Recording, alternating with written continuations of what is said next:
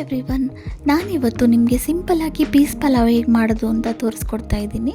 First ಇಲ್ಲಿ ನಾನು ಹಸಿ ಬಟಾಣಿನ ತೊಗೊಂಡಿದ್ದೀನಿ 1 ಕಪ್ಪಷ್ಟು, 2 ಆನಿಯನ್, 2 ಹಸಿಮೆಣಸಿನ್ಕಾಯಿ, ಕರಿಬೇವು, ಏಲಕ್ಕಿ, ಚಕ್ಕೆ, ಲವಂಗ, ಪಲಾವ್ ಎಲೆ, 1 ಕಪ್ ಕರ್ಡ್, ಪುದೀನ ಹಾಗೂ ಕೊತ್ತಂಬರಿ, ಹಸಿಮೆಣಸಿನ್ಕಾಯಿನ ಸಪ್ರೇಟಾಗಿ ಮಿಕ್ಸಿಗೆ ಹಾಕಿ ರುಬ್ಬಿಟ್ಕೊಳ್ತಾ ಇದ್ದೀನಿ.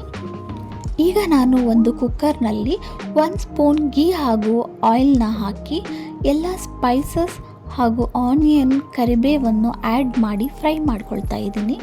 ನಿಮಗೆ ಗೀ ಇಷ್ಟ ಇಲ್ಲ ಅಂತಂದರೆ ಗೀನ ಸ್ಕಿಪ್ ಮಾಡಿ ಓನ್ಲಿ ಆಯಿಲ್ನ ಆ್ಯಡ್ ಮಾಡಿಕೊಳ್ಬಹುದು. ಆನಿಯನ್ ಸ್ವಲ್ಪ ಕಂದು ಬಣ್ಣಕ್ಕೆ ತಿರುಗಿ ಫ್ರೈ ಆದಮೇಲೆ ಶುಂಠಿ ಬೆಳ್ಳುಳ್ಳಿ ಪೇಸ್ಟ್ನ ಆ್ಯಡ್ ಮಾಡ್ಕೊಳ್ಳಿ. ಈ ರೆಸಿಪಿನ ನೀವು ಮಾರ್ನಿಂಗ್ ಬ್ರೇಕ್ಫಾಸ್ಟ್ಗೆ ಹಾಗೆ ಲಂಚ್ಗೆ ತುಂಬ ಕ್ವಿಕ್ಕಾಗಿ ಮಾಡ್ಕೊಳ್ಬೋದು.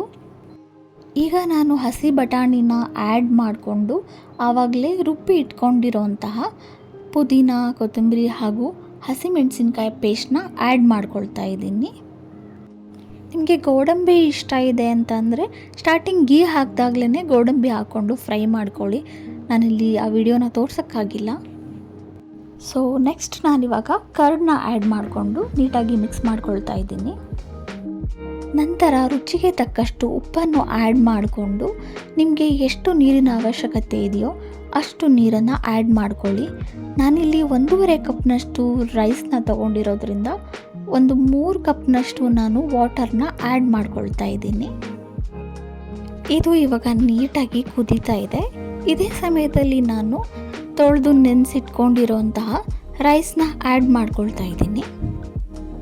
ನಿಮಗೆ ಕೊತ್ತಂಬರಿ, ಪುದೀನಾನ ಪೇಸ್ಟ್ ಮಾಡಿ ಹಾಕೊಳ್ಳೋದು ಇಷ್ಟ ಇಲ್ಲ ಅಂದರೆ ಹಾಗೆ ಸಣ್ಣದಾಗಿ ಕಟ್ ಮಾಡಿ ಹಾಕ್ಕೊಳ್ಬಹುದು.